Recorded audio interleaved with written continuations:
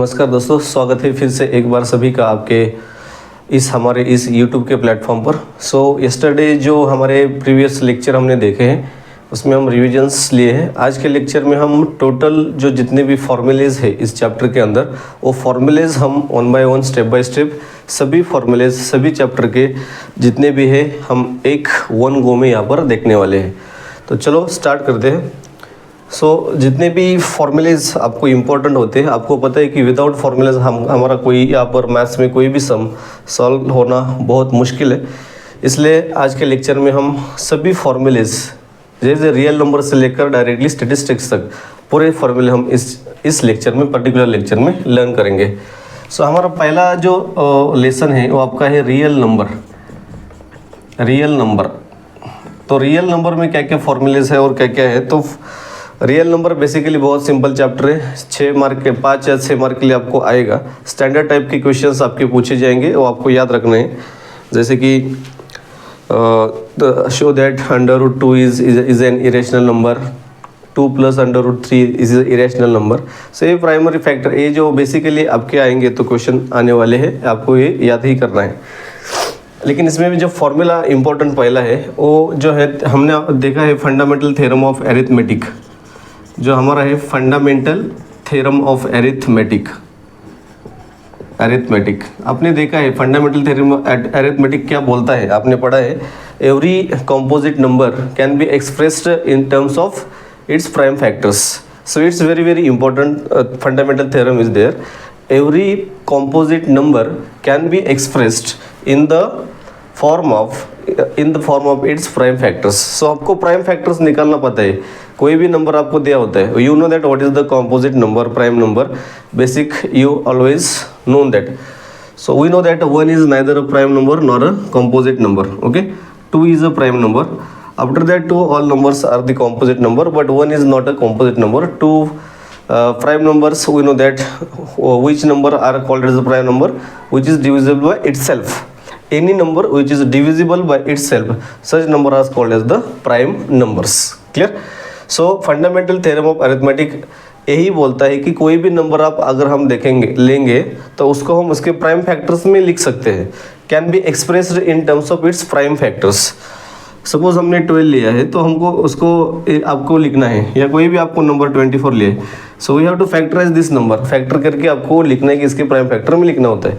तो यही होता है कि फंडामेंटल थ्योरम ऑफ एरिथमेटिक। इसका एलसीएम और एचसीएफ हम निकालते हैं तो एक फॉर्मूला आता है कि LCM into HCF is equal to product of its numbers. एक फॉर्मूला हमको याद रखना पड़ेगा, ठीक है। LCM into HCF is equal to product of its numbers. Prime factors आपने एक बार नहीं, कभी कभी क्वेश्चन आता है कि right the following number into its prime factors. तो आपको 2 मार्क के लिए क्वेश्चन आ सकता है। सपोज 12 और 14 दिए और क्वेश्चन पूछा है कि right this numbers into prime factors. तो आपको प्राइम फैक्टर्स में लिखना आना चाहिए। जितना पूछा है उतना ही लिखना है। उसको उन्होंने बोला है कि प्राइम फैक्टर्स में लिखो, उतना ही लिखो। उसके आगे एलसीएम एचसीएफ फाइंड करने के लिए बोला नहीं होता है। LCM list common multiple, HCF highest common factor होता है। एलसीएम एचसीएफ हम बहुत पहले से 5th-6th स्टैंडर्ड से निकालते आ रहे हैं। तो ये बेसिकली एक ही फॉर्मूला आपको इस चैप्टर में एक याद रखना है कि फंडामेंटल थ्योरम ऑफ एरिथमेटिक क्या कहते हैं, every composite number can B expressed in terms of its prime factors and LCM into HCF is equal to product of its numbers। जो इंपॉर्टेंट क्वेश्चंस है इसमें क्या क्या आ सकता है, देखो बहुत बार आपको पूछे कि 6n can be expressed in these are the non zero numbers. ये आपको पूछा जाएगा। 6n है, 12n है, आपको दिखाने के लिए बोलेंगे कि ये इसमें आप शो करो नॉन जीरो नंबर्स है। तो आपको एक क्वेश्चन, ये टिपिकल स्टेरियोटाइप क्वेश्चंस आपको आएंगे। दूसरा होता है कि शो दैट आपको आएंगे कि √2, √5, √7 इज एन इरेशनल नंबर्स। तो आपको ये आपने पूरे साल में किया है तो वो यही 100% एक क्वेश्चन तो इसका आता ही है। मतलब यहाँ पर बोलेंगे कि फंडामेंटल थ्योरम ऑफ एरिथमेटिक क्या, उसका प्राइम फैक्टर्स में कोई भी नंबर लिखो, या तो आपको प्रोडक्ट्स ऑफ 2 नंबर्स निकालेंगे बोलेंगे, या तो एचसीएफ एलसीएफ, या तो वर्ड प्रॉब्लम। इसके ऊपर वर्ड प्रॉब्लम क्या होता है, जैसे कि ट्रैफिक में सिग्नल है तो तीनों सिग्नल एक बार कब आएंगे, तो उसमें एलसीएम निकलना है या सिर्फ निकलना है। तो कॉमन जहाँ पर आता है देखो एचसीएफ में क्या क्या करते हैं हम, कॉमन जो सभी कॉमन, जैसे कि 3 नंबर है तो कॉमन फैक्टर्स इसमें हम लिखते हैं, तो इसका हाईएस्ट कॉमन फैक्टर होते हैं। यहाँ पर लिखा हाईएस्ट है लेकिन हम कॉमन उसमें से लेते हैं, यहाँ पर लिखा लोवेस्ट है लेकिन हम उसमें से ज़्यादा नंबर लेते हैं, उल्टा होता है उसका। तो याद रखना है, जैसे कि ट्रैफिक का एग्जाम्पल वर्ड प्रॉब्लम है, ट्रैफिक सिग्नल्स का भी एक साथ, या आपकी घड़ी का जो रिंग है जो होता है अपने पेंडुलम एक साथ कब बजेगा, तो ऐसे बहुत सारे एग्जाम्पल यहाँ पर होते हैं। ट्रैफिक के ऊपर एग्जाम्पल आता है। ओके, तो ये basically typical type of example, formulas एक ही है तो आपको एक फॉर्मूला इसमें इस चैप्टर में याद रखना है। दूसरा हमारा चैप्टर कौन सा है, ए पॉलिनोमियल, जो पहले लेक्चर में मैंने आपको पढ़ाया था, that is the polynomial lesson is there. So now second chapter में पॉलिनोमियल में क्या क्या दिया है। पॉलिनोमियल फॉर्मूला क्या है, देखो फॉर्मूला बेसिकली इतना ज़्यादा इसमें फॉर्मूला नहीं है, फिर भी अगर आपको आइडेंटिफाई करने के लिए बोलते हैं तो what is the linear polynomial in x, that is the x plus b, linear polynomial है। सेकेंड, अगर क्वाड्रेटिक पॉलिनोमियल बोलते हैं तो x square plus b x plus c, it is the quadratic polynomial. Cubic polynomial पूछते हैं तो x cube plus b x square plus c x plus d. तो in this way आपको ये पॉलिनोमियल के जो according to the degree of the polynomial आपके ये लीनियर वगैरह ये पूछे जाएंगे। क्वाड्रेटिक है, यहाँ पर क्यूबिक है। इसके ऊपर एमसीक्यू मैंने उस दिन आपको लेक्चर में बताया था कि इसमें आपको ग्राफ आएंगे तो बोलेंगे इंटरसेक्ट कितना करता है, एक्स एक्सिस को जितने जगह पर करता है उसके उतने सॉल्यूशन होते हैं, या नंबर ऑफ जीरोज यहाँ पर होते हैं। दूसरा यहाँ पर है कि आपको क्वाड्रेटिक कोई भी पॉलिनोमियल दिया जाता है, ये जनरली हम इसके ऊपर ही ज़्यादा इस लेसन में पढ़ने वाले हैं। क्वाड्रेटिक पॉलिनोमियल के जीरोज कैसे फाइंड करते हैं, तो what is the formula that for. So formula क्या है, देखो sum of zeros is equal to minus है आपका coefficient of x divided by coefficient of x square. ये बहुत बार क्वेश्चन आएगा और जनरली हम क्या बोलते हैं कि alpha and beta are the coefficient of the, alpha and beta are the zeros of this quadratic polynomial. Alpha और बीटा को इन जनरल हम कोएफिशिएंट यहाँ पर मानते हैं कि इसके कोएफिशिएंट है। तो sum of the zeros minus coefficient of x, sum of the zeros मतलब ये जीरो है। तो दूसरा, जैसे कि रिलेशन में क्वेश्चन आएगा 100%, मतलब find the zeros of the given polynomial and verify the relationship between the zeros. तो ये आपको आपके कुछ जीरोज एंड देयर कोएफिशिएंट्स, तो आपको ये क्वेश्चन आएगा ही आएगा। तो पहले आपको क्या करना होता है कि स्प्लिटिंग द मिडिल टर्म से सॉल्व करना है, और इसके बाद ये फॉर्मूला एक बार लगाना है और ये डायरेक्टली ऐसा एक बार लिखना है, ये फॉर्मूले से लिखना है और दूसरी बार वैसा लिखना है। तो ये सम ऑफ द जीरोज है। दूसरा है product of the zeros. Product of zeros क्या होता है, यहाँ पर है कांस्टेंट टर्म। कांस्टेंट टर्म आपको पता है क्या है इक्वेशन में, तो यहाँ पर सी जो है कांस्टेंट टर्म है, ये जो मिडिल टर्म है और ये फर्स्ट टर्म है। Constant term divided by coefficient of x square. So in general अगर इसको सम में हम डायरेक्टली मैथमेटिकल इक्वेशन में डालेंगे तो वेरिफिकेशन करने के लिए 2 बार आपको ऐसा करना पड़ेगा, अल्फा प्लस बीटा, ये माइनस का साइन माइनस यहाँ पर, कोएफिशिएंट ऑफ एक्स क्या है, बी है, और कोएफिशिएंट ऑफ एक्स स्क्वायर ये है आपका। तो ये आपका एक formula alpha plus beta is equal to minus b upon a. यहाँ पर दूसरा फॉर्मूला है alpha into beta is equal to c upon a. So this 2 formulas we need to remember in this chapter. Okay, तीसरा एक यहाँ पर formula जो बनता है वो कौन सा है, तीसरा फॉर्मूला यहाँ पर आएगा, मतलब क्वाड्रेटिक पॉलिनोमियल आपको फॉर्म करने के लिए अगर देते हैं तो क्वाड्रेटिक पॉलिनोमियल फॉर्म करने के लिए आपको if the sum of the zeros are given और the product of the zeros is given then form a quadratic polynomial, ऐसा क्वेश्चन आता है। If sum of the zeros and product of zeros given then the what is the formula, x square minus यहाँ पर है sum of the zeros bracket close x plus यहाँ पर होता है product of zeros is equal to 0 या is equal to P of X. ऐसा आपको क्वाड्रेटिक इक्वेशन में भी आप ऐसे लिख सकते हैं, या x square minus alpha plus beta bracket close x plus alpha beta is equal to 0। This kind of formula you have to learn from this chapter. So polynomial के लिए इतने ही फॉर्मूले हैं। दूसरे मैंने आपको उस लेक्चर में भी बताया था कि अगर सॉल्व करने के लिए आपको पूछा जाता है कि बेसिक स्टैंडर्ड फॉर्मूला भी आपको पता होना चाहिए। जैसे कि यहाँ पर है alpha square plus beta square, यहाँ पर दिया है alpha square plus beta square, इसको क्या लिखना होता है, because you have only formula that alpha plus beta and alpha into beta. So in this case we cannot put any value, so we have to simplify this according to your formulas like that, alpha plus beta bracket close minus 2 alpha into beta. So ये आ गया जैसे ऐसे standard form आपको याद रखना है. Alpha cube plus beta cube is equal to क्या होता है, alpha cube plus beta cube होता है alpha plus beta bracket cube minus 3 alpha beta into alpha plus beta. जैसे कि एक्सपांशन के फॉर्मूले आपको यहाँ पर याद रखना है. तीसरा अगर आपको दिया है 1 अल्फा प्लस 1 बीटा, ऐसा इक्वेशन में आया है और फाइंड करने के लिए बोलते हैं, तो क्या होता है cross multiplication, alpha into beta.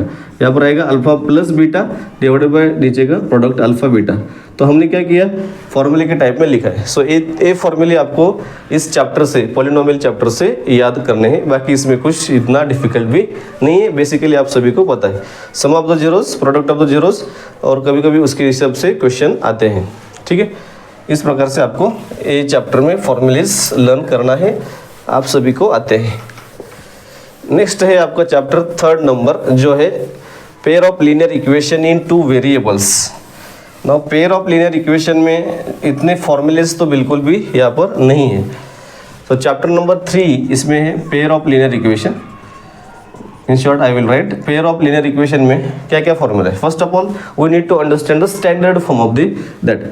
So x plus b y plus c is equal to 0, ये आपका स्टैंडर्ड फॉर्म है, हमेशा याद रखना है. अगर सिंगल वेरिएबल में दिया है, अगर दोनों में आपको कंपेयर करना है तो a1x plus b1y plus c1 is equal to 0. दूसरा है a2x plus b2y plus c2 is equal to 0. अगर दो इक्वेशन आपको साइमल्टेनियसली दिया है तो आपके पास ए फॉर्मूला होना जरूरी है. तो एक ही है फॉर्मूला, यहाँ पर a b not equal to 0 होना चाहिए, a b c belongs to real number. एक कंडीशन आपको बेसिकली पता है, a b not equal to 0, a b comma c belongs to R, और इसका power highest degree of this variable must be 1, then such equations are called as the linear equation in 2 variables. Now इसके solution पे बात करते हैं. तो solution इसके graphical होते हैं और अलजेब्रिक होते हैं. ग्राफिकल सॉल्यूशन आपको पता है कि अगर दोनों लाइन इंटरसेक्ट होती है तो यूनिक सॉल्यूशन होता है. एक दूसरे के ओवरलैप करते हैं तो आपका होता है कौन सा, कोइंसिडेंट लाइंस होते हैं तो इनफाइनाइट मेनी सॉल्यूशन होता है. अगर नहीं होते तो नो पैरेलल लाइंस होते हैं तो there is no solution. So depend on that 3 चीज़ें आपको याद रखना है. इफ रेशियो अगर ये दोनों लाइंस का a1/a2 is not equal to b1/b2 आता है तो आपके ये लाइंस कैसे होंगे, this lines will be graphically क्या होंगे, इंटरसेक्ट करेंगे, एक दूसरे को इंटरसेक्ट करेंगे and it has a unique solution होता है. मैंने उस दिन भी आपको बताया था. ठीक है, सेकंड आपका क्या है, a1/a2 सभी इक्वल रेशियो आप यहाँ पर आते हैं, b1/b2 c1/c2, then it has a coincident lines होते हैं, coincident lines. Okay, coincident line. तीसरा पैरेलल लाइंस होते हैं, मतलब a1/a2 is equal to b1/b2, और तीसरा रेशियो अगर इसका इक्वल नहीं c1/c2 then it has a parallel lines. Okay, ये लाइंस कैसे होंगे, पैरेलल लाइंस होंगे. इसका कोई भी सॉल्यूशन नहीं होता है, इसका यूनिक सॉल्यूशन होता है, इसका इनफाइनाइट मेनी सॉल्यूशन होता है, इनफाइनाइट मेनी सॉल्यूशन होता है, और इसका पैरेलल लाइन से देयर इज नो सॉल्यूशन. अगर एक दूसरे को लाइन पैरेलल रहेंगे तो कोई भी सॉल्यूशन यहाँ पर नहीं है. तो इस चैप्टर में इतना ही आपको देखना है कि पेयर ऑफ लीनियर इक्वेशन में ये 3 आपको कंडीशन याद रखना है. क्वेश्चंस ऐसे आते हैं, find the value of the k if the pair of the equation has a unique solution, infinite many solution. अगर ऐसा दिया है तो आपको ये पता होना इसमें जरूरी है. दूसरा, इस चैप्टर में इतना कुछ नहीं है, वर्ड प्रॉब्लम वगैरह है, आप उसको अच्छी तरह से टैकल करेंगे बिल्कुल. ठीक है, ग्राफिकल मेथड में टेबल बनाना है, ये आपको सॉल्व करना है, बहुत बार ये डिस्कस हमने किया है. आगे चलते हैं. नेक्स्ट चैप्टर हमारा जो है वो है क्वाड्रेटिक इक्वेशन, चैप्टर नंबर 4. ये आपका कौन सा है, क्वाड्रेटिक इक्वेशन है. अभी क्वाड्रेटिक इक्वेशन में 1-2 फॉर्मूले हैं, ज़्यादा भी नहीं है. तो क्वाड्रेटिक इक्वेशन में क्या है, देखो क्वाड्रेटिक इक्वेशन, तो इसका स्टैंडर्ड फॉर्म आपको पता है, ax² plus bx plus c is equal to 0 है. ये आपका स्टैंडर्ड फॉर्म है. यहाँ पर a नॉट इक्वल टू 0 होना चाहिए, a आपका 0 नहीं होना चाहिए. अगर 0 होगा तो वो क्वाड्रेटिक इक्वेशन नहीं बनेगा. ABC belongs to R. So एक क्वाड्रेटिक इक्वेशन है, जैसे कि पॉलिनोमियल में क्वाड्रेटिक पॉलिनोमियल था, वहाँ पर उसके जो जीरोज उसके सॉल्यूशन होते थे, यहाँ पर रूट्स हम उसको फाइंड करते हैं इसको वेरीफाई करने के लिए.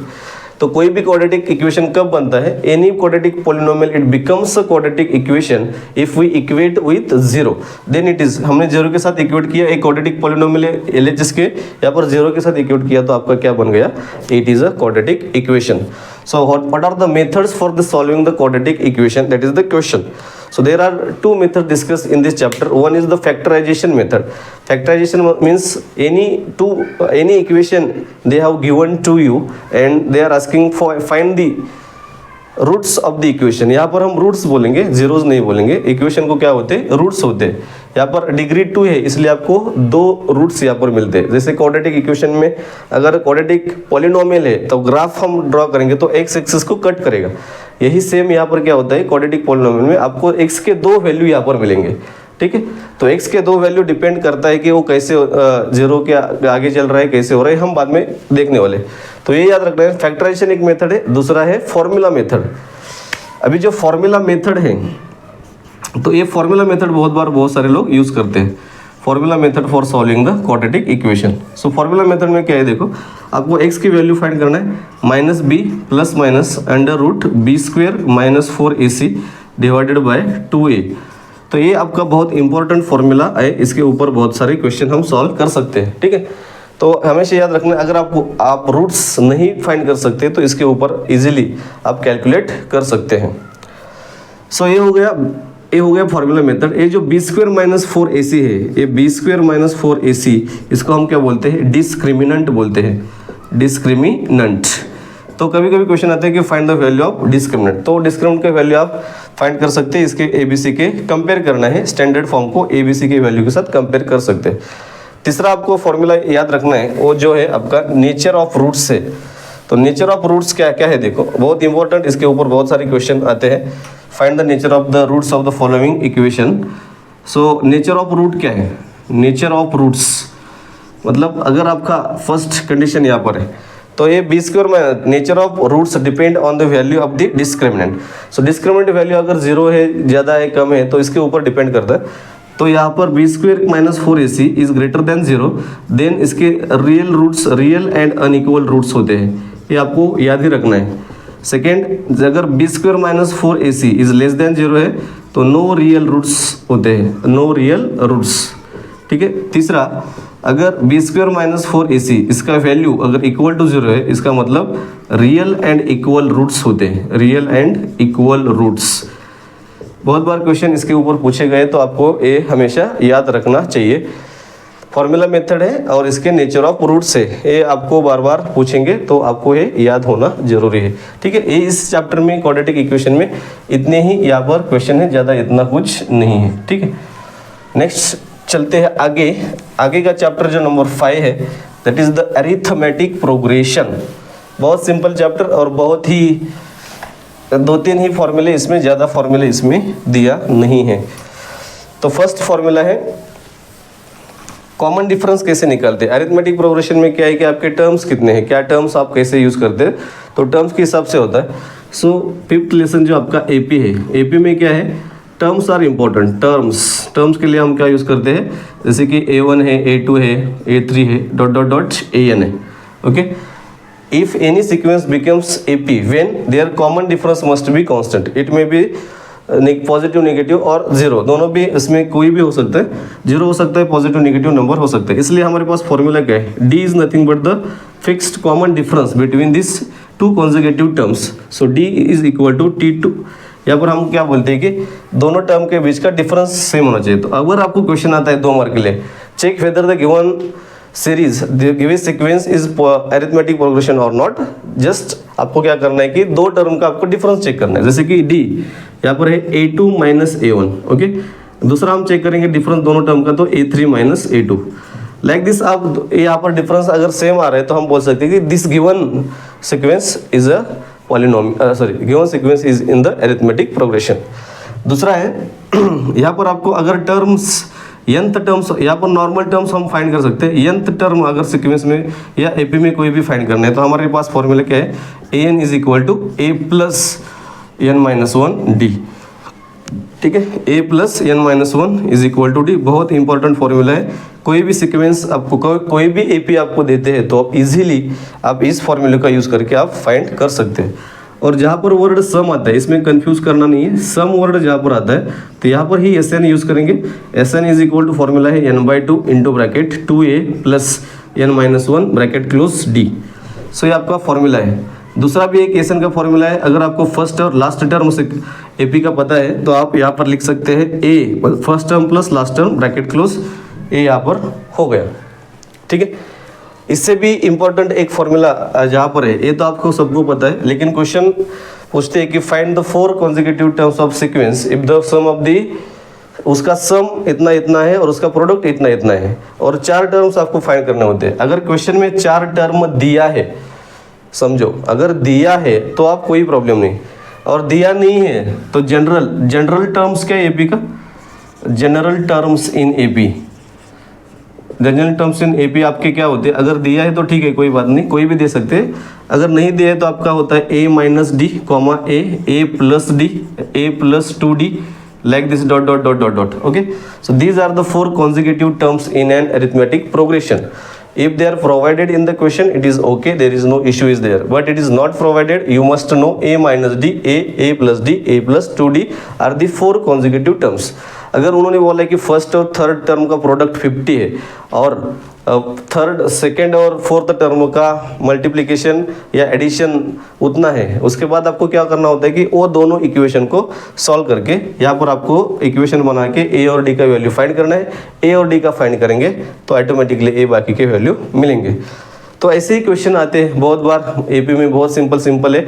जनरली केस बेस्ड क्वेश्चन में ये आपको देखने में को मिलेगा। ठीक है, तो इसका प्रिपरेशन आपका अच्छी तरह से होना चाहिए। So all about this regarding to the arithmetic progression. Now next chapter is the our triangle. Triangle lesson में क्या क्या है देखो। ट्रायंगल लेसन में बहुत सारे क्वेश्चंस आते हैं, लेकिन बहुत सिंपल चैप्टर है। एक तो आपको बीपीटी थ्योरम पता होना चाहिए, तो बीपीटी थ्योरम पता होना चाहिए और उसको कैसे यूज करते हैं वो भी आपको पता होना जरूरी है।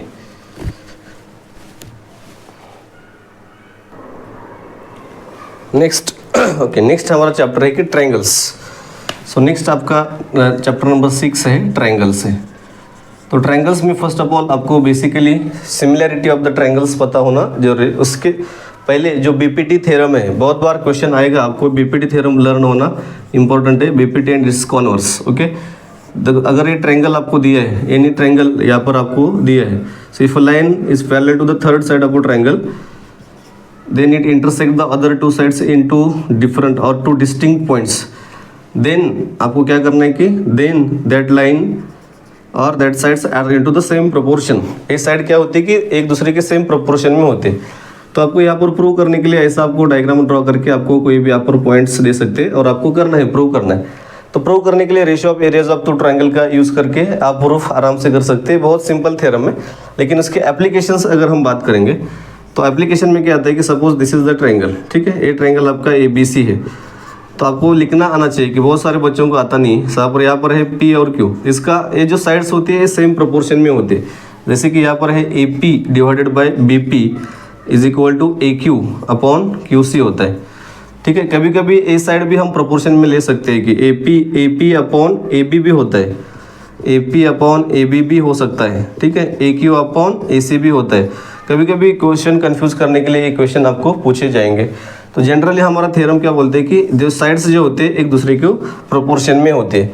तो यहाँ पर सपोज 5 दिया है, 7 दिया है, 8 दिया है और ये x है, फाइंड करने के लिए बोला है, तो आप इजीली उसको फाइंड आउट करेंगे। तो यही हमारा फॉर्मूला है कि according to the BPT theorem we can write any question, any question we can solve. तो क्वेश्चन अगर 5 मार्क के लिए बीपीटी पूछती है तो उसके अटैच में एग्जाम्पल भी पूछेंगे, और खाली थ्योरम पूछा है तो आपको खाली क्या पूछेंगे, थ्योरम शो दैट और prove that the basic proportionality theorem. और कभी कभी स्टेटमेंट देते हैं और स्टेटमेंट में बोलते हैं प्रूव करो और उसके नीचे एक एग्जाम्पल भी उसकी अटैच किया जाता है। तो दिस इज द बेसिकली बहुत इंपॉर्टेंट और सिंपल सा यहाँ पर थ्योरम है। नाउ सिमिलैरिटी ऑफ ट्रायंगल में क्या है देखो, मेन कंसेप्ट यहाँ पर है कि सिमिलैरिटी क्या है इसमें। सिमिलर ट्रायंगल्स क्या होते हैं, ठीक है, जैसे कि कॉन्ग्रुएंट ट्रायंगल्स आपने बहुत बार पढ़ा है, लास्ट ईयर भी आपने पढ़ा था। तो सिमिलर ट्रायंगल, कॉन्ग्रुएंट ट्रायंगल्स में दो ट्रायंगल सेम होते हैं, ठीक है, दोनों shape and size both are same, but in the similar triangles shape दोनों का सेम होता है but size doesn't matter. Okay, तो यहाँ पर क्या होता है कि ए बी सी एक ट्रायंगल है और पी क्यू आर दूसरा ट्रायंगल है। When any two triangles are said to be similar triangles, if similar triangles के डेफिनेशन क्या है पहले देखो, any two triangles having similar triangles if they having first of all their corresponding sides into the same proportion, इनके side क्या होना चाहिए, same proportion होने से, और इसके एंगल्स कॉन्ग्रुएंट होना चाहिए, then that two triangles are known as the similar triangles. So इसको हम सिमिलर बोलते हैं। इनके जैसा नहीं कि एक दूसरे के ऊपर चिपका दिया तो सिमिलर हो गए, ऐसा नहीं होता है। जैसे कि आपको एग्जांपल बहुत बार हमने दिया था कि क्रिकेट का बॉल देखो और फुटबॉल देखो, दोनों में डिफरेंस क्या है, मतलब दोनों में सेम क्या है, उसका जो शेप है वो सेम है, साइज में डिफरेंस है, but they are the similar objects. Similar objects का डेफिनेशन क्या होता है, those objects which have a same shape but different sizes are there, then such figure are called as the similar triangles। clear, similar objects. इस case में भी ऐसा है। तो बहुत बार आपको क्वेश्चन आएगा प्रूव दैट करने के लिए, टेस्ट ऑफ सिमिलरिटी भी आपको यहाँ पर यूज़ करना है। जनरली 3-4 टेस्ट जो होते हैं या कॉन्ग्रुएंसी जो रूल है, कॉन्ग्रुएंसी रूल आपको याद रखना है। पहला आपका जो रूल है तो क्या होता है, पहला एस ए एस, ठीक है, दूसरा आपका ए से हो सकता है, तीसरा आपका ए टेस्ट बहुत बार हमको यूज़ करना है, चौथा है RHS। तो इसके साइड से आप दोनों कोई भी दो ट्रायंगल कॉन्ग्रुएंट या सिमिलर यहाँ पर प्रूव कर सकते हैं। और उसके कभी कोई बोलते हैं कि show that the given two triangles are similar and write their corresponding parts, means CPCT भी आपको यहाँ पर लिखने बोलते हैं, corresponding part of the congruent triangle. ऐसे बेसिक 2-2 मार्क के लिए अगर क्वेश्चन आएंगे तो आपको इसमें छोड़ना नहीं है। तो ट्रायंगल्स लेसन के लिए इतना ही, कॉन्ग्रुएंसी आपको पता होना चाहिए, BPT थ्योरम आना चाहिए।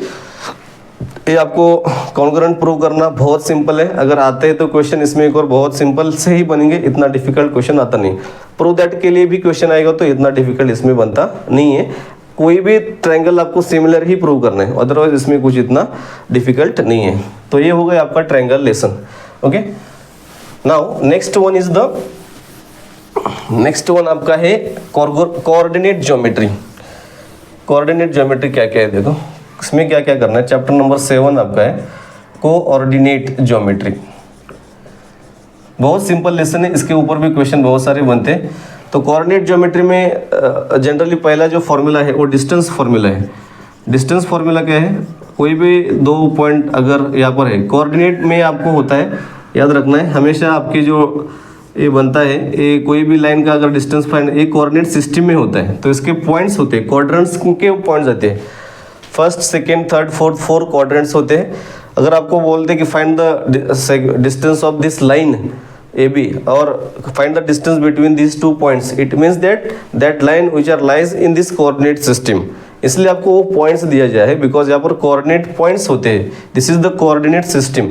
ओके, कार्टेशियन सिस्टम यहाँ पर होता है। तो कोई भी फॉर एग्जांपल यहाँ पर A है और यहाँ पर B है, तो डिस्टेंस फॉर्मूला आपके पास क्या होना चाहिए, AB is equal to under root, यहाँ पर क्या है x2 minus x1 bracket square plus y2 minus y1 bracket square. यहाँ पर x1 माइनस x2 कैसा भी लिखो कोई फर्क नहीं पड़ेगा, अंडर रूट में है तो स्क्वेयर रूट वगैरह निकल के जा सकता है। ठीक है, ये तो हो गया इंपॉर्टेंट डिस्टेंस फॉर्मूला पहला। दूसरा इसका फॉर्मूला है सेक्शन फॉर्मूला, मतलब सेक्शन, यहाँ पर सेक्शन एक ही मेरे को इतना इसका पार्ट चाहिए, इसका ही डिस्टेंस फाइंड करना है, तो इस केस में हमको क्या करना है, इसलिए आपको दिया है सेक्शन फॉर्मूला। तो सेक्शन फॉर्मूले में क्या होता है, ठीक है, जैसे कि यहाँ पर आपका A और B है, A B है और यहाँ पर आपके मिड पॉइंट कोई भी है, सपोज P है, तो इसके कोऑर्डिनेट्स जैसे कि यहाँ पर x1 y1 है, इसके कोऑर्डिनेट्स है x2 और y2 है और बीच का क्या है x, y। तो आपको और इसके में जो डिवाइड हुआ है सेगमेंट डिवाइड होता है M/N रेशियो में, यहाँ पर M1 एंड M2 रेशियो में यहाँ पर डिवाइड होता है। तो आपको बोलते हैं कि ये सेगमेंट है तो इसका ये बीच का मिडिल पॉइंट इसके कोऑर्डिनेट्स फाइंड करो, या कभी कभी बोलते हैं कि कितने सेक्शन में वो जो सेगमेंट डिवाइड हुआ है इसका आपको फाइंड करने हैं, सेगमेंट्स रेशियो में कितने डिवाइड हुए, 2:3 में हुआ है, 5:7 में हुआ है, तो इस प्रकार से आपको सॉल्व करना है। तो बेसिकली फॉर्मूला बहुत सिंपल है, अगर आपको कोऑर्डिनेट्स इस पॉइंट के फाइंड करने हैं तो फॉर्मूला आपको दिया है x is equal to M2 x1 plus M1 यहाँ पर फॉर्मूला है m1 x2 plus m2 x1 divided by m1 plus m2 दिया है। x कोऑर्डिनेट फाइंड करने के लिए x है और y के लिए सेम ही है m1 y2 plus m2 y1 divided bye m1 plus m2। ये फॉर्मूला आपका सेक्शन फॉर्मूला है, बहुत ही सिंपल सेक्शन फॉर्मूला इस प्रकार का होता है। और तीसरा फॉर्मूला यहाँ पर है मिड पॉइंट फॉर्मूला। ये भी बहुत सिंपल है, डिफिकल्ट बिल्कुल भी नहीं है।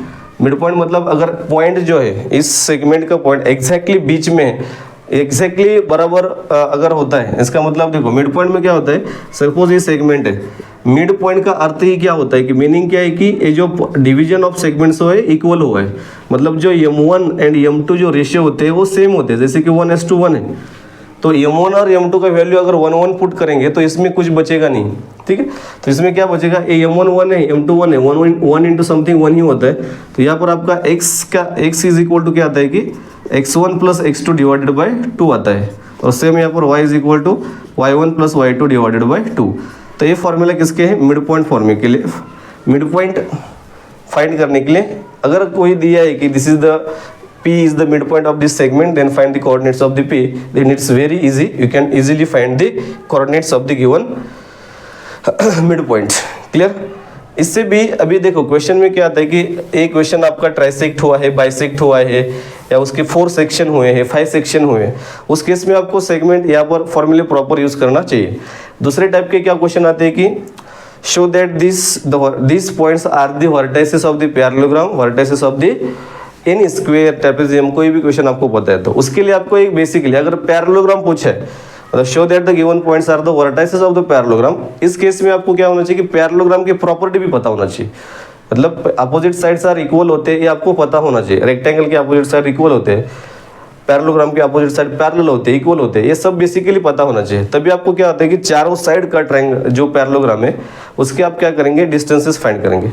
तो डिस्टेंस फाइंड करने के लिए आप डिस्टेंस फॉर्मूला यूज करते हैं, लेकिन और एक फॉर्मूला जो इम्पोर्टेंट है टेक्स्ट बुक में है या नहीं, लेकिन स्लोप पॉइंट फॉर्मूला बहुत इंपॉर्टेंट है और उस केस में हम यूज कर सकते हैं स्लोप पॉइंट फॉर्मूला। तो फॉर्मूला क्या होता है कि स्लोप इज इक्वल टू कोई भी लाइन का अगर स्लोप हम निकालेंगे सो y2 minus y1 divided by x2 minus x1। सो इससे आपका टाइम बहुत बचेगा, ए करेंगे तो चलेगा। इंस्टेड ऑफ ए आप slope is equal to y2 minus y1 divided by x2 minus x1 करेंगे तो आपका जो शो दैट पैरेललोग्राम का है तो बहुत इजी वे में आपको ये सॉल्व करेंगे, तो आपको ये इसका बहुत फायदा होगा। तो आपको करना है तो आप उसमें से कोई भी कर सकते हैं।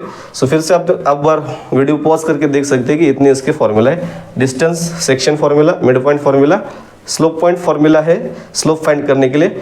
बिकॉज जैसे कि यहाँ पर पैरेललोग्राम है तो इसका हम स्लोप निकाल सकते हैं। ये पैरेललोग्राम आपके अभी कोऑर्डिनेट सिस्टम में यहाँ पर लाई कर रहा है, ठीक है। तो कोऑर्डिनेट सिस्टम में तो इसका लाइन का स्लोप है, सो स्लोप फाइंड करने के लिए फॉर्मूला आपको दिया है y2 minus y1 divided by x2 minus x1। It's very very simple chapter, 5 to 6 mark आपके यहाँ से कहाँ से भी नहीं जा सकते हैं, ठीक है। So just see once again now next chapter आपका इसमें से कोई डाउट नहीं होगा, आई होप दैट।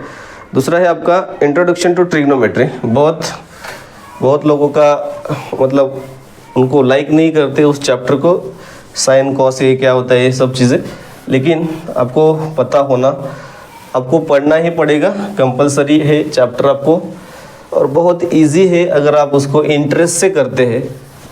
एक दूसरे के रिलेशन अगर आप यहाँ पर लगा सकते हैं तो आप बहुत इजी वे में इसको सॉल्व कर सकते हैं, ठीक है। चैप्टर नंबर 8 आपका है ट्रिग्नोमेट्री या इंट्रोडक्शन टू ट्रिग्नोमेट्री, ठीक है। बहुत सिंपल है ट्रिग्नोमेट्री, और उसका 9 चैप्टर हम दोनों एक साथ में लेंगे, एप्लीकेशन ऑफ ट्रिग्नोमेट्री, ठीक है। इसके फॉर्मूलाज हम डिस्कस कर रहे हैं, बाकी इतना डीप में हम नहीं जा रहे। तो फॉर्मूलाज क्या क्या है देखो। ट्रिग्नोमेट्री जो होता है वो relation, what is the trigonometry? Trigonometry is nothing but the relation between the it's angles and sides. मतलब रिलेशन जो होता है, यहाँ पर आपका राइट एंगल ट्रायंगल है, एंगल और साइड के बीच का रिलेशन यहाँ पर हम क्या करते हैं, डिफाइन करते हैं। Suppose this is the right angle triangle, so this is the angles, यहाँ पर भी एंगल है, यहाँ पर भी एंगल है। ए थीटा है तो ये आपका कैसा होगा, 90 minus theta. Angle sum property से अगर हम देखेंगे तो ये कौन सा होगा, 90 माइनस थीटा होगा। तो यहाँ पर बेसिकली आपको साइन कॉस टैन ये ट्रिग्नोमेट्रिक रेशियो है, तो आपको ये पता होना चाहिए कि बेसिकली फॉर्मूला क्या है, ठीक है। बेसिक फॉर्मूला साइन थीटा का क्या होता है, साइन थीटा क्या होता है, अगर हम साइन थीटा का अपोजिट अपॉन हाइपोटेनस होता है, तो अपोजिट अपॉन हाइपोटेनस, अपोजिट का मतलब कुछ लोग पी बाई एच लिखते हैं, पी बाई हाइपोटेनस एच है, P by H perpendicular derivative hypotenuse. आपको जैसे आपने सीखा है वैसे आप लिखो, लेकिन ये बेसिक आपको पता होना चाहिए। वैसे ही कॉस थीटा क्या होता है, base upon b by h बोलते हैं, बेस अपॉन हाइपोटेनस बोलते हैं, या एडजेसेंट अपॉन हाइपोटेनस, कोई भी है आपको जनरली ये इन्फॉर्मेशन होना ही टेन थीटा के लिए हम क्या बोलेंगे, पी बाई बी बोलेंगे, या अपोजिट अपॉन एडजेसेंट साइड बोलेंगे। तो ये बेसिकली आपको फॉर्मूला आई होप दैट आपको आते हैं। बाकी दूसरा जो इम्पोर्टेंट इसमें जो पार्ट है वो है रिलेशन। ये बहुत इंपॉर्टेंट है, relations between trigonometric ratios. Trigonometric ratio के रिलेशन क्या है, तो पहला रिलेशन यहाँ पर है sine theta into cosec theta is equal to 1 है। Sine theta into cosec theta क्या होता है, 1 होता है। मेरे को साइन चाहिए तो क्या मिलेगा यहाँ पर, sine theta is equal to 1 upon cosec theta मिलता है, और कोसेक थीटा अगर मेरे को चाहिए इज इक्वल टू 1 अपॉन क्या मिलेगा, साइन मिलेगा। एक दूसरे के साथ रिलेशन ही चेक करना है, बाकी इसमें कोई डिफिकल्ट भी नहीं है, लेकिन ये स्टैंडर्डाइज रिलेशन आपको पता होना जरूरी। तीसरा यहाँ पर हम देखेंगे कॉस का रिलेशन किसके साथ होता है, cos theta into sec theta is equal to 1 standard. अगर मेरे को कॉस ही चाहिए तो क्या आएगा, 1 अपॉन सेक थीटा आएगा। सेक चाहिए तो क्या आएगा, sec is equal to 1 upon cos theta. Next तीसरा फॉर्मूला यहाँ पर है tan theta into cot theta is equal to क्या होता है, 1। So tan theta is equal to 1 upon cot theta होता है, that is equal to cot theta also we get 1 upon tan theta. तो ये स्टैंडर्ड फॉर्मूले रिलेशन एक दूसरे के साथ कैसा है, प्रूव दैट क्वेश्चन में ये हमको बहुत बार इसको यूज़ करना है। इसका ही चौथा आगे का रिलेशन क्या बनेगा, जैसे कि टेन थीटा का फॉर्मूला आपको पता है, ये आपको ये इस फॉर्मूले का यूज़ करके हमको मिलता है sine theta divided by cos theta होता है। और फिफ्थ आपका है कि टेन कॉट थीटा उसका उल्टा होता है cos theta upon sine theta. तो ये बेसिक ये जो फॉर्मूले हैं आपको इसको याद करना है। बेसिकली बहुत सिंपल से यहाँ पर फॉर्मूले यहाँ पर दिए हुए हैं, ठीक है। 3 रिलेशन आपको याद रखना है, sine theta into cosec theta 1, इससे आप ये बना सकते हैं। यहाँ पर cos theta into sec theta is equal to 1, यहाँ पर tan theta into cot theta is equal to 1, और ये भी पता होना जरूरी है। Always remember this, trigonometry always defined on the right angle triangle only.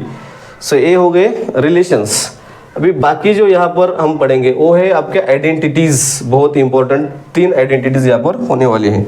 सो क्या है आइडेंटिटी, पहला इंपॉर्टेंट आइडेंटिटी है sine square theta plus cos square theta is equal to 1 है। सो इसमें भी हम रिलेशन बना सकते हैं, जैसे कि यहाँ पर आई वॉन्ट ओनली साइन, तो sine square theta is equal to 1 minus क्या आएगा, कॉस स्क्वायर थीटा आएगा, और cos square theta is equal to क्या आएगा, 1 माइनस साइन स्क्वायर थीटा। तो एक फॉर्मूले के आपके इतने फॉर्मूले यहाँ पर बन जाते हैं। सेकेंड फॉर्मूला है 1 plus ten square theta, MCQ में बहुत बार पूछते हैं ऐसे फॉर्मूले, इसका आगे का पूछते हैं। 1 प्लस टेन स्क्वायर क्या आएगा, सेक स्क्वायर आएगा। अगर मेरे को 1 चाहिए तो only 1 is equal to sec square theta minus tan square theta आएगा, ठीक है। 1 चाहिए तो sec square theta plus minus tan square theta आपको आएगा। भी फिर से इसके आप रिलेशन जितने चाहिए आप बना सकते हैं अपनी मर्जी के। 1 plus cot square theta, third identity है cosec square theta. So cosec square, अगर मेरे को कॉट स्क्वायर चाहिए तो क्या मिलेगा, cot square theta cosec square theta minus 1 मिलेगा, या ओनली 1 चाहिए तो आपको cosec square theta minus cot square theta, ये सब मिलता है। तो ये आपके ट्रिग्नोमेट्रिक आइडेंटिटीज सबके आपके बोर्ड के सामने हैं, तो आप वंस एक बार गो थ्रू कर लो इसको, कैसे उसको क्या क्या करना है, ठीक है। तो प्रूव दैट के क्वेश्चन में अगर आपके ये पता नहीं है तो आपको कोई भी क्वेश्चन आने वाला नहीं है। ये सभी आपको रिलेशंस पता होना चाहिए, तभी आप कर सकते हैं, ओके। ऐसे बहुत बार आते हैं कि प्रूव दैट क्वेश्चन में आते हैं कि show that, prove that under root, अगर ऐसा क्वेश्चन है 1 minus cos theta 1 plus cos theta, इस केस में आपको क्या करना होता है, यहाँ पर आप LHS अगर लेते हैं, LHS में आपको क्या करना है कि रैशनलाइज करना है, rationalising the denominator, rationalising the denominator, ये रैशनलाइज करके आपको सॉल्व करना है, तभी आपके ये एलिमिनेट हो जाएगा। अगर कोई भी रूट का क्वेश्चन आता है तो उसमें आपको फर्स्ट ऑफ ऑल रैशनलाइज करना है, रैशनलाइज करके आपको उसको प्रूव करना है। अगर आता है तो बहुत सिंपल वे में आप उसको टैकल कर सकते हैं। This is the all about the trigonometry. इसमें और एक है, कभी कभी क्या होता है कि आपको ऐसा वैल्यू दिया जाता है tan theta is equal to 11/13 है, ऐसा दिए हैं, और बोलते हैं कि फाइंड द रिमेनिंग रेशियोज, और रिमेनिंग रेशियो मतलब 5 रेशियो है वो, और इतना बोलते हैं। और कभी कभी बोलते हैं find the values of the sine theta and cos theta, अब देखो आप ये जो क्वेश्चन है दो मेथड से कर सकते हैं। यहाँ पर भी ये ट्रायंगल का यूज़ करके पाइथागोरस थ्योरम भी कर सकते हैं, और हमारा जो आइडेंटिटी है इसका यूज़ करके भी आप एक क्वेश्चन हैंडल कर सकते हैं। ठीक है, तो दोनों भी वे में आप देख लो। ये बहुत सिंपल चैप्टर है, इतना डिफिकल्ट ये नहीं है। जितने भी फॉर्मूले यहाँ पर बोर्ड के ऊपर लिखे हैं आप देख लो एक बार, तो इतने सब फॉर्मूले हैं। आप आसानी से, अगर ये फॉर्मूले आपको पता है, आपको कोई रोकने वाला नहीं है प्रूव दैट के क्वेश्चन करने से। ओके ठीक है, आगे चलते हैं। अभी दूसरा हमारा चैप्टर है कि एप्लीकेशन ऑफ ट्रिग्नोमेट्री है। अभी एप्लीकेशन में कोई फॉर्मूला वगैरह कुछ नहीं होता है, जो हमने ये फॉर्मूले लिखे हैं तो वो उस फॉर्मूले को उसको यहाँ पर अप्लाई करना है। तो फर्स्ट ऑफ ऑल जो वर्ड प्रॉब्लम है 100% 5 मार्क के लिए आएगा ही आएगा। कोई भी एग्ज़ाम होता है तो उसमें आप BY को देख लो, उसमें ये हमेशा आता ही आता है। तो उसके लिए क्या करना है, एक ट्रिक, पहला तो आपको कोई भी एग्जाम हो, कोई भी एग्जाम्पल दिया है ट्रिग्नोमेट्री का, तो उसमें आपको क्या करना है, first of all we need to draw the diagram.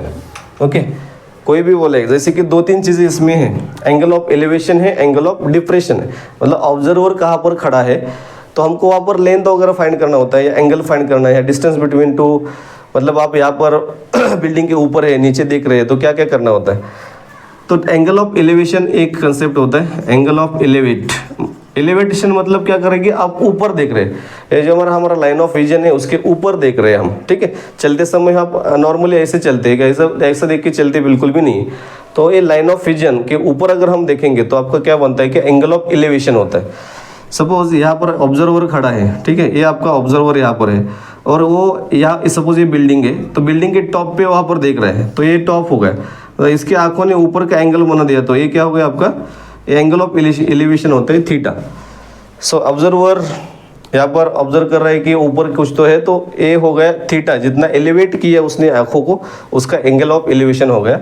ये बिल्डिंग, और पूछा है कि what is the distance between this building and the person, तो आपको ये फाइंड करना है। आपको टावर का हाइट वगैरह दिया होता है, तो ये जनरली ये बेसिक बहुत क्वेश्चन है। फर्स्ट ऑफ ऑल आपको डायग्राम करना है, ये होता है एंगल ऑफ एलिवेशन।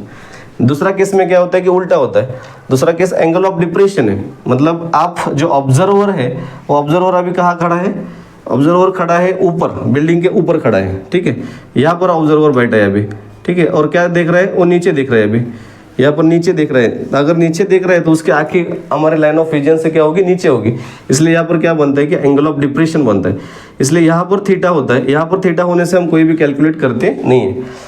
जनरली यहाँ पर टैन के हम concept, tan theta, tan cot का कोई भी यूज़ कर सकते हैं, साइन भी यूज़ कर सकते हैं, डिपेंड ऑन कौन सा साइड आपको पता है, इसके हिसाब से आप कर सकते हैं।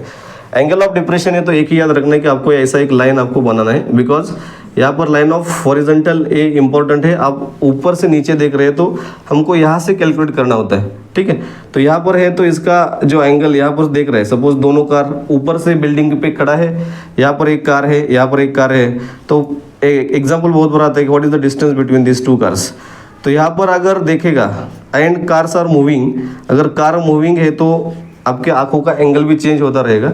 सो अगर यहाँ पर 30 डिग्री हो रहा है तो या तो 60 हो रहा है, ठीक है, यहाँ पर 90 होता है, तो आपको बोलते हैं कि ए फाइंड करो।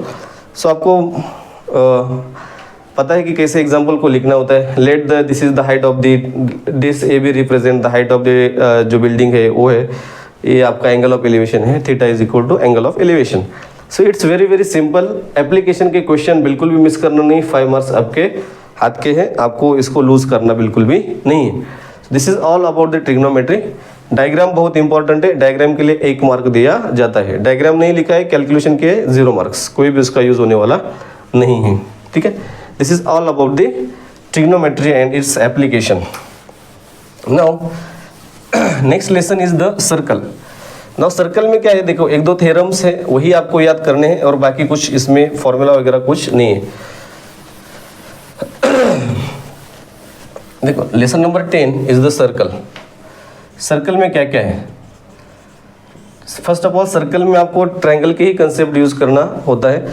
तो tangent of the tangent theorem पूछेंगे नहीं जनरली स्टेटमेंट में, मतलब ए आपका सर्कल है तो ये टेंजेंट थ्योरम होता है। ठीक है, टेंजेंट थ्योरम में क्या होता है कि any line which is intersect the circle at one point then it is a perpendicular to its radius. Okay, तो ये थ्योरम है जनरली। सपोज OP है तो क्या होता है कि OP ये लाइन L को परपेंडिकुलर है, OP is perpendicular to line L। So बहुत बार ये क्वेश्चन आपको पूछा जाता है कि इसको प्रूव करता है, 2 मार्क के लिए आता है, जनरली पूछते नहीं है लेकिन इंपॉर्टेंट है। रेडियस यहाँ पर OP is perpendicular to line L, एक क्वेश्चन है। दूसरा यहाँ पर क्वेश्चन है, अगर यहाँ पर हम सर्कल यहाँ पर है और कॉर्ड यहाँ पर है, perpendicular drawn from the centre of the circle to the chord bisect the chord, मतलब ये सेंटर ऑफ द सर्कल है, यहाँ से हम परपेंडिकुलर ड्रॉ करते हैं तो एक कॉर्ड को क्या करेंगे, बाइसेक्ट करेंगे। कॉर्ड को बाइसेक्ट करते तो आपको बोलते हैं कि ये प्रूव करो, तो हम प्रूव कैसे करेंगे, ऐसे यहाँ पर हम ज्वाइन करेंगे तो क्या होता है, क्या होता है, ये 2 ट्रायंगल फॉर्म होते हैं, जैसे कि AOP है POB है, तो 2 ट्रायंगल फॉर्म हो गए। आपको कॉन्करेंस से दिखाना है, ये 2 एंगल राइट एंगल है, यहाँ पर रेडियस से 2 इक्वल होते हैं, radius of same circle are equal. By SAS test we can easily show that this triangles are concurrent and it's by CPCD हम दिखा सकते हैं कि AP and BP are equal. मतलब जो थ्योरम हमको बोला है क्या बोला है, perpendicular drawn from the centre of the circle to the chord bisect the chord, इसका मतलब बाइसेक्ट का मतलब होता है 2 इक्वल पार्ट कॉर्ड के हो गए। ये दूसरा थ्योरम इसमें से इंपॉर्टेंट है। तीसरा थ्योरम जो है, थर्ड थ्योरम, ये आपका एक सर्कल है, how many tangents we can drawn from this point lies outside the circle.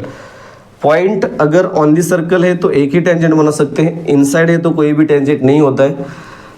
और आपका पॉइंट बाहर है, मतलब यहाँ पर पॉइंट है तो कितने tangents, so if the point lies exterior part of the circle then only 2 tangents we can draw.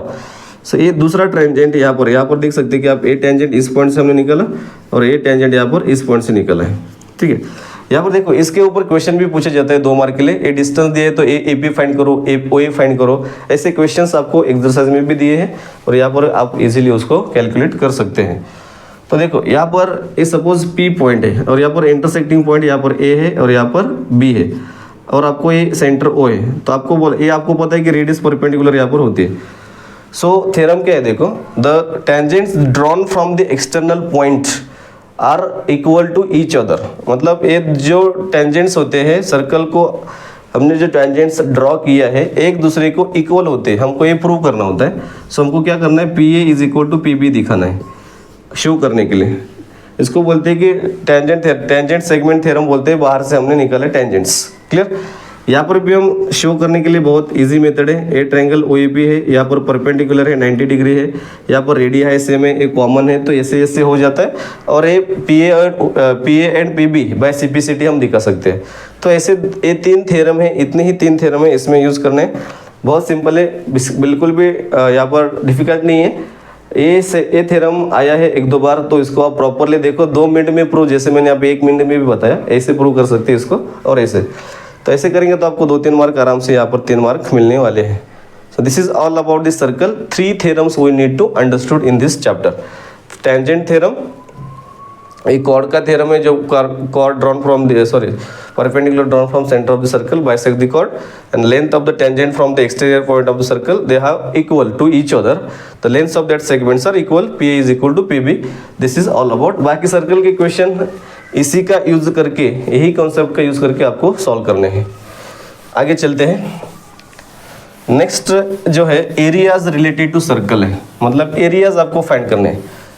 Area of sector, इस सेक्टर का एरिया क्या होगा, जैसे कि आप कोई गांव में रहते हैं तो या सिटी में रहते हैं तो कोई एक सेक्टर होता है, तो सेक्टर के एरिया क्या होते हैं वो फाइंड करने के लिए हमारे पास एक चैप्टर यहाँ पर दिया है, areas related to circle. Circle के रिलेटेड क्या क्या एरिया हमको यहाँ पर फाइंड करना है। वैसे तो एरिया बहुत सारी चीज़ों को करते हैं, लेकिन सर्कल के बारे में अगर हम डिस्कस करेंगे, suppose this is a circle, ठीक है। सेक्टर किसको बोला जाता है, सेक्टर क्या होता है जनरली, ये सेंटर ऑफ द सर्कल है। कोई भी जो सर्कल का पार्ट है, अगर कोई भी 2 रेडियस से बाउंड होता है तो इसको हम क्या बोलते हैं कि ये आपका क्या है, सेक्टर ऑफ द सर्कल है, ठीक है। This is the sector of the circle which is bounded by the 2 radii of the circle. So now I have to find the area of this circle. So we know that here some angle is given, that theta. यहाँ पर उस 2 radius में कुछ तो angle हुआ, angle किया है, तो उसी एंगल को हम बोलते हैं कि इस एंगल का ही यूज़ करके हम उसका फाइंड कर सकते हैं। सो जनरली बहुत बेसिक है। एक सर्कल है, सर्कल का 360 डिग्री मेजरमेंट होता है, 360 में से एक छोटा सा पार्ट है, ठीक है। तो 360 का सम वन पार्ट, सपोज आपको आपने देखा है बेसिकली, अगर ये आपका सर्कल है तो एक, अगर हम फ्रैक्शन में देखते हैं इसका एक पार्ट लिखना है तो हम क्या लिखते हैं, 4 पार्ट में से एक पार्ट है। सो यहाँ पर क्या है, 360 डिग्री में से 1 डिग्री यहाँ पर सपोज दिए, तो इन जनरल हम उसको थीटा बोलते हैं। तो अगर हम मेरे को एरिया ऑफ सेक्टर फाइंड करना है तो टोटल सर्कल का एरिया और मल्टीप्लाई बाय इतना क्या फॉर्मूला आएगा, सपोज फॉर एग्जांपल यहाँ पर एरिया ऑफ सेक्टर, सेक्टर कौन सा यहाँ पर पी ए है या पी एक्स है, जो भी है आप बोल सकते हैं, area of sector is equal to theta upon 360 into pi are square. Pi are square क्या है, pi are square is the area of the circle, एक इसका एरिया है theta upon 360 into pi are square, एक इस pi are square circle के area छोटा सा मेरे को इतना चाहिए, थीटा अपॉन मतलब छोटा सा पार्ट है तो 360 में से इतना चाहिए, तो मेरे को ये इसका एरिया ऑटोमेटिकली मैं निकाल सकता हूँ। अगर ये एंगल 30 है मतलब कितना रेडियस उसने किया है उसी इसके ऊपर डिपेंड है कि उसका कितना आएगा, पाई का वैल्यू आप इजीली उसको निकाल सकते हैं। इसमें से अगर लेंथ ऑफ आर्क अगर निकालना है, मेरे को लेंथ निकालना है, लेंथ ऑफ आर्क ओनली, सो क्या करेगा, ये फॉर्मूला इसका है length of an arc. Length मतलब इसका ये आपको पता है, सर्कमफ्रेंस मतलब क्या होता है, लेंथ ऑफ द सर्कल होता है। अगर इसी सेक्टर में से मेरे को निकालना है तो क्या होगा, इसका फॉर्मूला है theta upon 360 into 2 pi R. ठीक है, 2 पाई आर क्या है, 2 pi R is the circumference of the circle. So इसका formula length of an arc find करने के लिए है। दूसरा एक इसमें से फॉर्मूला है जो बहुत इंपॉर्टेंट है, segment, area of the segment of the circle, मतलब हम या कॉर्ड भी उसको हम बोलते हैं सेगमेंट को बहुत लोग। यहाँ पर सपोज सर्कल है, ठीक है, ये सर्कल, ये आपका एरिया, ये सेक्टर है और हमको बोले कि इस सेगमेंट का ही मेरे को खाली चाहिए, तो एरिया ऑफ सेगमेंट बोलते हैं इसको। सपोज ये ओ ए और बी है और यहाँ पर पी है, तो मेरे को इतना ही निकालना है एरिया, मतलब that area I only need to find, then what we have to do, that is the very basic question. ठीक है, यहाँ पर क्या था, पूरा सेक्टर था, लेकिन यहाँ पर क्या है, सेक्टर का इतना सा पार्ट मेरे को निकालना है, तो क्या करना पड़ेगा, देखो फॉर्मूला क्या है, यहाँ पर area of this segment A B I have to find, area of segment. In this case what I can do, in this case आपका यहाँ पर देखो ये ट्रायंगल बन गया, इस लाइन की वजह से क्या हो गया, ओ ए बी इस ट्रायंगल बन गया। तो अगर इस ट्रायंगल का मतलब सेक्टर के एरिया में से ट्रायंगल का एरिया मैं माइनस करूंगा तो आपको क्या मिलने वाला है, आपको एरिया ऑफ सेगमेंट मिलता है। इसलिए क्या फॉर्मूला क्या है यहाँ पर, फर्स्ट ऑफ ऑल आपको एरिया ऑफ सेक्टर फाइंड करना है, इस area of sector O A B. So area of sector यहाँ पर माइनस क्या करेंगे, एरिया ऑफ ट्रायंगल, जो भी आपका एरिया ऑफ ट्रायंगल है आपको पता है कि फॉर्म उसका फॉर्मूला क्या है। तो area of sector form find करने के लिए formula theta upon 360 into pi are square multiply by area of triangle के लिए half into base into height, या उसके लिए आर स्क्वेयर साइन थीटा, ये भी एक फॉर्मूला है, आप यहाँ पर कोई भी आप हिसाब से आप लगा सकते हैं। तो इस चैप्टर में आपके खाली 2 ही फॉर्मूले हैं, 3 फॉर्मूले हैं, एरिया ऑफ सेक्टर फाइंड करने के लिए और सेगमेंट इतना फाइंड करने के लिए, वो फॉर्मूला आपको यहाँ पर दिया है। ठीक है, आई होप दैट ये आपके इसका प्रॉपर रिविजन हुआ है। ओके, आगे चलते हैं 12 नंबर चैप्टर के लिए।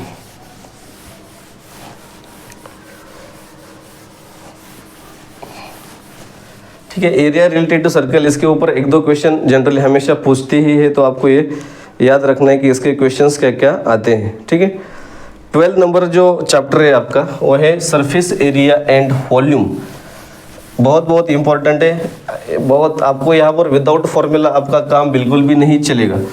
ठीक है, सरफेस एरिया मतलब यहाँ पर कॉम्बिनेशन ऑफ फिगर्स यहाँ पर आपको यहाँ पर पढ़ने हैं। तो आपका नंबर 12 चैप्टर यहाँ पर है surface area and volume, surface area and volume. 9th standard में आपने देखा था बेसिकली क्यूबॉइड का कैसे एरिया वगैरह फाइंड करना होता है। तो इस केस में आपको यहाँ पर क्या है, कोन है, पहला अगर कोन का फाइंड करना है तो कॉम्बिनेशन ऑफ फिगर होता है, जैसे कि पेंसिल है, सपोज ये पेंसिल है, इसमें 2 आपको कॉम्बिनेशन ऑफ फिगर्स है। ठीक है, यहाँ पर ऊपर का इस हिस्सा कोन भी है और यहाँ पर नीचे पीछे सिलेंडर भी है। तो कंबाइन फिगर करके इस चैप्टर में आपको फाइंड करना है एरिया और वॉल्यूम दोनों भी केस में। तो कोन के लिए क्या है, देखो कोन के लिए फॉर्मूला क्या क्या है। कोन को आपको पता है कर्व सरफेस होता है, टोटल सरफेस होता है, स्लैंट हाइट होती है, इसको यल बोलते हैं, यल इसका आर रेडियस बेस रेडियस है, और यहाँ पर हाइट होता है, ये जो परपेंडिकुलर हाइट है इसका। ठीक, तो फॉर्मूला अगर यल करना है फाइंड तो L square is equal to क्या होता है, R square plus H square, पहला formula. L square plus R square plus H square होता है। दूसरा अगर इसको हम सी एस ए ऑफ कोन निकलना है, सी एस ए उसका क्या होता है पाई आर एल होता है। तीसरा होता है T S A of cone, T S A निकालने के लिए आपको pi R into bracket R plus L. And चौथा फॉर्मूला आपका volume of the cone, volume of cone ये फॉर्मूला आपका क्या है 1/3 pi are square H. So देखो आपको फॉर्मूला पता है तो जनरली आप फाइंड कर सकते हैं। एल फाइंड करने के लिए अंडर रूट में भी वैल्यू उसका ले सकते हैं। ये जो एरिया ऑफ बेस, ये भी अगर आपको कभी कभी एरिया ऑफ बेस ऑफ कोन, तो क्या होता है एरिया ऑफ बेस ऑफ कोन। देखो ये जो कोन का बेस है वो सर्कल ही है, इसलिए इसका फॉर्मूला क्या है area of base of cone pi are square. So cylinder का कोन का लिए इतने ही फॉर्मूले हैं, C S A, T S A, volume and area. आपको ये सभी के लर्न होंगे, आई होप दैट। यहाँ पर है दूसरा सिलेंडर। सिलेंडर के लिए क्या क्या है देखो, सिलेंडर का शेप ऐसा होता है, आपके सभी के घर के अंदर सिलेंडर्स है। तो यहाँ पर क्या है इसका बेस होता है, रेडियस है यहाँ पर और इसका हाइट है, ठीक है। यहाँ पर एल स्क्वायर वगैरह कुछ नहीं होता है, डायरेक्टली आपको हाइट है। सी एस से आपको कर्व सरफेस एरिया क्या मिलता है 2 पाई आर एच। यहाँ पर टी एस से इसको मिलता है 2 पाई आर प्लस एच, ठीक है। और वॉल्यूम इसका क्या होता है पाई आर स्क्वायर एच, ठीक, पाई आर स्क्वायर एच। ये इसके फॉर्मूले है, बेसिक आपको सभी फॉर्मूले I think I hope that मैं इसके लिख रहा हूँ, उसका मतलब आपको याद ही होगा। मैं इतना फास्ट लिख रहा हूँ लेकिन बहुत बार ये किया है तो मेरे को इतना है याद है। आप उसको प्रैक्टिस से कुछ भी हो सकता है, ऐसा कोई भी प्रॉब्लम यहाँ पर नहीं है। तीसरा शेप हमारे पास यहाँ पर जो है वो है स्पीयर, या आप हेमिस्फीयर ले सकते हैं। तो हेमिस्फीयर में क्या क्या होता है देखो, हेमिस्फीयर का शेप, घर में कटोरी आपके पास सभी के है, तो ये कटोरी के शेप आपका होता है। ये आपका यहाँ पर रेडियस है। तो हेमिस्फीयर में curve surface area C S A होता है 2 pi are square, T S A इसका होता है 3 पाई आर स्क्वायर, और इसका वॉल्यूम जो होता है, वॉल्यूम कितना होता है 2/3 पाई आर क्यूब। वॉल्यूम किस में आएगा क्यूब में आता है, ठीक है। वॉल्यूम इसका जो स्पीयर का आएगा क्यूब में आएगा। दूसरा यहाँ पर लास्ट शेप आपका है स्पीयर। स्पीयर में क्या फॉर्मूला है, तो ये सभी क्या होंगे देखो, ये सभी क्वेश्चंस आपको कॉम्बिनेशन में पूछने वाले हैं, तो कॉम्बिनेशन में आपको सबको ये पता होना जरूरी है। दूसरा यहाँ पर है स्पीयर। स्पीयर में क्या होने हैं, स्पीयर जैसे कि ये स्फेरिकल बॉल होता है, तो इसका ये रेडियस आपका है, इसमें C S A T S A same ही होता है। तो इसका सरफेस एरिया फॉर्मूला क्या आएगा, surface area is equal to 4 pi are square, ठीक है। और वॉल्यूम जो इसका होता है, volume is equal to, volume क्या होगा इसका 4/3 pi R cube, pi R cube. So ये जनरली ये इतने फॉर्मूले हैं, आपको यहाँ पर याद होना जरूरी है। क्यूब क्यूबॉइड का आपको पता है, ठीक है। ये बेसिक आपको मैं यहाँ पर नहीं बताऊंगा, अगर पूछते तो आपको पता होना चाहिए। क्यूब का क्या होता है, क्यूब का वॉल्यूम क्या है, एल क्यूब है, ठीक है। क्यूबॉइड का वॉल्यूम क्या है, L into B into H है। तो ये basic I know that, you also know that formulas, there is no need to write here, okay. So this is the, see once again, this is all about the chapter number 12, that is the surface area and volume. Now next chapter is the probability, yes, statistics, maybe statistics. Chapter number 13 is the statistics. सबसे important chapter हमारे इस और सबसे easy chapter surface area, sorry statistic में इतने सारे simple question आप calculate इस आसानी से कर सकते हैं, इसमें कोई भी डाउट यहाँ पर नहीं है, ठीक है। तो बेसिकली क्या है, मीन और मीन मोड मीडियन फाइंड करने के लिए आपके पास तीन फॉर्मूले यहाँ पर है। मीन फाइंड करने के लिए 3 मेथड से, डायरेक्ट मेथड से कर सकते हैं। नंबर 3 है आपका 13 स्टैटिस्टिक्स। स्टैटिस्टिक्स में क्या क्या फॉर्मूले देखो, मीन कैसे फाइंड किया जाता है। तो मीन फाइंड करने के लिए 3 मेथड से, ठीक है, मीन फाइंड करने के लिए 3 मेथड से आपके पास। तो पहला मेथड आपके पास क्या है, डायरेक्ट मेथड। यहाँ पर कौन सा है, डायरेक्ट मेथड है। डायरेक्ट मेथड में क्या क्या करना होता है आपको, फॉर्मूला क्या आपका X bar is equal to summation F I X I divided by summation F I है, ठीक है। ये आपका हो गया डायरेक्ट। यहाँ पर दूसरा आपको मेथड है assumed mean method. Assumed mean method, assumed mean method में आपको क्या करना होता है, आपका ए प्लस यहाँ पर X bar is equal to A plus D bar है। तो डी बार का वैल्यू आपको पता है कि D bar is equal to summation F I D I into A. और तीसरा आपका लास्ट यहाँ पर है step deviation. Step deviation method, step deviation method में क्या करना होता है, सेम एक्स बार या मीन इज इक्वल टू यहाँ पर ए प्लस यहाँ पर जी इंटू या यू बार इंटू जी होता है, जी इंटू यू बार होता है, ठीक है। इसको या एच बोलते हैं, कहाँ पर H height into U bar. U bar का वैल्यू होता है summation F I U I divided by summation F I. यहाँ पर डी आई का जो डी बार का जो वैल्यू है summation F I D I divided by summation F आई, ठीक है। तो देखो मीन फाइंड करने के लिए ये 3 स्टेप्स क्या क्या है, अलग अलग स्टेप्स है। डायरेक्ट मेथड में आपको क्या क्या करना होता है, देखो डायरेक्ट मेथड में आपको क्या करना है, डायरेक्ट मेथड में आपको पहला करना होता है कि क्लास जो दिया है क्लास लिखना है। उसके बाद आपको क्या लिखना है, क्लास मार्क्स लिखना है, ठीक है। फाइंड करने के लिए मैं आपको डायरेक्टली यहाँ पर बता रहा हूँ मेथड। क्लास मार्क के बाद आपको फ्रीक्वेंसी आपको दिया ही होती है, ये आपका हो गया एक्स आई, ये हो गया आपका एफ आई, ठीक है। और यहाँ पर क्या होता है एफ आई इंटू एक्स आई होता है, ठीक है। लास्ट 4 कॉलम ऐसे आपके बनने वाले हैं।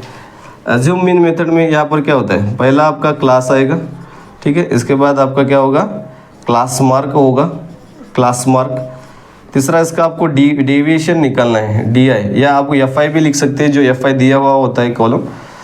डी आई करो, डी आई आपका कॉलम है, डी आई का फॉर्मूला होता है एक्स आई माइनस ए मतलब अज्यूम आपने जो भी कुछ किया है वो अज्यूम आपको करना है, ठीक है। क्लास हो गया, क्लास मार्क हो गया, डी आई हमने फाइंड आउट किया। उसके बाद आपका फ्रीक्वेंसी है, ठीक है, जो भी है एफ आई आपका। और यहाँ पर क्या होगा लास्ट में F I into D I, F I और डी आई का मल्टीप्लिकेशन। सो इस प्रकार से ये आपको स्टेप से एक एक करके उस लेक्चर में भी मैंने आपको बताया कि कैसे आपको क्या क्या करना है, ठीक। यहाँ पर जो है, यहाँ पर स्टेप्स क्या क्या होते हैं, देखो पहला है क्लास, ठीक है, क्लास मार्क जो भी है क्लासेस आपको लिखना है। दूसरा क्लास मार्क इम्पॉर्टेंट, ठीक है। तीसरा आप लिख सकते हैं कि यहाँ पर डी आई का कॉलम होगा, D I is equal to X I minus A आपको करना है, अज्यूम मीन से ही करना है। यहाँ पर एक कॉलम ऐड होगा, यू आई का कॉलम होगा। यू आई मतलब क्या होता है, यहाँ पर डी आई अपॉन एच, जो भी डेविएशंस हमने फाइंड किया है उसको एच से divide. H is the height of the width of the class होता है, एच को हम क्या बोलते हैं, विड्थ ऑफ द क्लास। यहाँ पर क्या होता है, फ्रीक्वेंसी होता है जो एफ आई है, एफ आई फ्रीक्वेंसी है। और लास्ट में क्या होता है F I into D I, sorry F I into क्या होगा, यू आई होगा। और लास्ट में आपका कॉलम यहाँ पर आना चाहिए। तो मीन फाइंड करना मुश्किल काम है, लेकिन थोड़ा सा कैलकुलेशन में आपको यहाँ पर ध्यान रखना पड़ेगा। मीन फाइंड करने के लिए इतने सारे मेथड्स, आपको 3 मेथड, डेटा थोड़ा सा छोटा है तो डायरेक्ट मेथड, थोड़ा बड़ा दिया है तो अज्यूम मीन, और बहुत कॉम्प्लिकेटेड डेटा दिया है तो उसको हम सॉर्टिंग करने के लिए उसको स्प्लिट करेंगे और स्टेप डेविएशंस में लिखेंगे। तो ये तीनों फॉर्मूले यहाँ पर आपको मैंने यहाँ पर लिखे दिए, और उसको कैसे करना है ये भी यहाँ पर दिया हुआ है। सो सी वंस अगेन ये फॉर्मूलाज आपको कैसे यहाँ पर करने हैं, ठीक। नेक्स्ट है मोड या मीन, मीडियन फाइंड करने के लिए क्या क्या करना पड़ेगा आपको। मीडियन फाइंड करना क्या है, मीडियन इज मीन का मतलब होता है कि एवरेज, मीडियन का मतलब होता है कि middle most value of the given data. जो भी मिडल मोस्ट वैल्यू है आपको यहाँ पर लिखना है। तो मिडल मोस्ट वैल्यू क्या है, मिडल मोस्ट वैल्यू, मीडियन हमको निकालना है। मीडियन निकालना बहुत सिंपल काम है, बहुत डिफिकल्ट बिल्कुल भी यहाँ पर कुछ नहीं है। तो इसके लिए आपको मीडियन क्लास फाइंड करना पड़ता है। मीडियन क्लास ये इम्पोर्टेंट है, उसमें से अपर और लोअर लिमिट हम लेके आप सॉल्व करेंगे। तो यहाँ पर मीडियन का फॉर्मूला है, मीडियन इज इक्वल टू, ठीक है, एल प्लस होता है n/2 minus C F divided by यहाँ पर होता है एफ, यहाँ पर आता है एच, ठीक है। तो यहाँ पर ये फॉर्मूला इम्पोर्टेंट है, कैसे करना है ऑलरेडी मैंने पहले लेक्चर में बताया है। n/2 की वैल्यू आपको निकालना है, जो भी n/2 की वैल्यू है, और इसके हिसाब से आपको क्यूमुलेटिव फ्रीक्वेंसी उस टेबल में चेक करना है। n/2 की वैल्यू की नियर बाय और इक्वल और नियर बाय वैल्यू लेना है, और उसके प्रीवियस का क्लास जो मीडियन क्लास होता है उसके ऊपर वाली फ्रीक्वेंसी CF वाली फ्रीक्वेंसी, उसके आगे का जो जो n/2 की वैल्यू हमने सिलेक्ट किया है उसके आगे का क्लास f जो होता है वो फ्रीक्वेंसी है, फ्रीक्वेंसी के आगे का क्लास मीडियन क्लास, और उसके ऊपर क्या प्रीसीडिंग क्लास होता है आपकी क्यूमुलेटिव फ्रीक्वेंसी। ये सभी वैल्यू हम पुट करेंगे तो आप आसानी से मीडियन फाइंड कर सकते हैं। बहुत बार ये क्वेश्चन आता है, आपको प्रॉपरली इसको करना ही है। नेक्स्ट आपका है मोड। मोड कैलकुलेट करना सबसे आसान है, दो ही कॉलम यहाँ पर बनते हैं। Mode, how to calculate the mode, it's very very basic simple questions they are asking for 2 marks और 3 मार्क्स। जनरली आपको यहाँ पर फ्रीक्वेंसी दिया जाता है। मोड मतलब क्या होता है, जो बहुत बार बार रिपीट वो वैल्यू होती है उसको हम मोड बोलते हैं अनग्रुप डेटा में। और बेसिकली यहाँ पर जो मोड है वो अगर सपोज डेटा दिया है, ग्रुप डेटा है, तो जिसमें हाईएस्ट फ्रीक्वेंसी आपका रहता है तो हाईएस्ट फ्रीक्वेंसी जो होता है वो आपका मोड होता है, और हाईएस्ट फ्रीक्वेंसी के आगे वाला जो क्लास होता है वो मॉडल क्लास होता है। ठीक है, फॉर एग्जांपल मैंने 0 to 10 दिया, 10 to 20 दिया, 20 to 30 दिया है, 30 to 40 एक क्लासेस दिए है। यहाँ पर फ्रीक्वेंसी लिखा 8 लिखा है, 50 लिखा है, 25 लिखा है, और यहाँ पर 50 यहाँ पर लिखा है 30। ठीक है, तो ये जो आपका क्या है, ये जो आपका ये मोड क्या हो गया 50, हाईएस्ट फ्रीक्वेंसी कितना है 50। इसके आगे वाला क्लास क्या हो गया, मॉडल क्लास हो गया। ठीक है, इस 50 को हम क्या बोलते हैं, F1 बोलते हैं।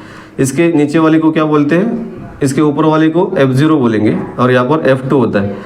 F1 F0 F2 ये वैल्यू आपको पता होना बिल्कुल भी जरूरी है। सो मोड कैलकुलेट करने के लिए mode is equal to L plus into bracket F1 minus F0 2 times F1 minus F2 minus 2 time F1 minus F2 minus F0 into आपको क्या करना पड़ेगा, H करना पड़ेगा। ठीक है, into H 2 times F1 minus F0 2 times F1 minus F2 minus F0 multiply by H। L is the lower class limit of the modal class. So इस प्रकार से हम मोड फाइंड करते हैं, बहुत आसानी से इसको हम कैलकुलेट कर सकते हैं। So I hope that we can do very well in this case of mode. Generally देखो क्या क्वेश्चन यहाँ पर बहुत बार पूछे है कि एमसीक्यू में क्वेश्चन पूछते हैं। एमसीक्यू में क्या होता है, एक आपको टेबल दिए और बोलते हैं कि which is the modal class.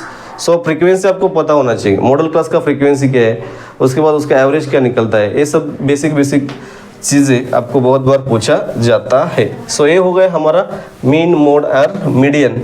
इस चैप्टर में से हमको इतना ही है, बाकी कुछ इसमें डिफिकल्ट नहीं है। टेबल वगैरह आपको प्रॉपर करना है। I hope that you can do it very well. And now the next question number, last chapter है आपका प्रोबेबिलिटी है, probability.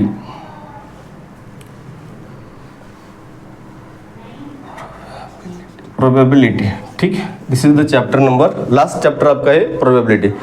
So we know that probability फाइंड करने के लिए बहुत बेसिक चैप्टर है।